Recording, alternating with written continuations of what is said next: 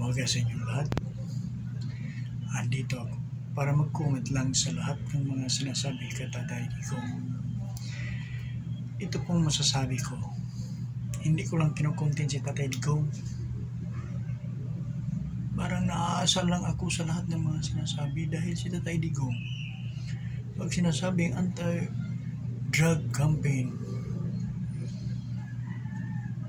nagsasabi yan pero hindi siya ang gumagawa. Ang gumagawa noon yung mga nagpapatupad ng batas. Tapos lahat ng mga killings kan Tatay Digong tapon. Si Tatay Digong nag-uutos lang sa mga kataas-taasan sa ating mga namumuno dito sa ating bansa.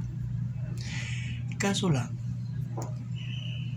lahat ng namumuno dito sa atin, marami din silang mga galamay at mga galamay sa galamay at sa galamay pa rin.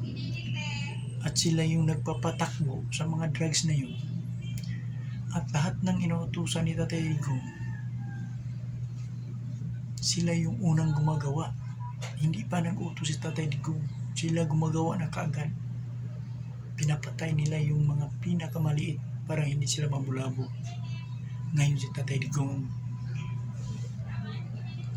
pinagbabalingan nyo, pinagsasabihan nyo na mamamatay tao. Hindi po. Si Tatay Digong ay isang matinong tao at nasubukan na namin yun. Subok na subok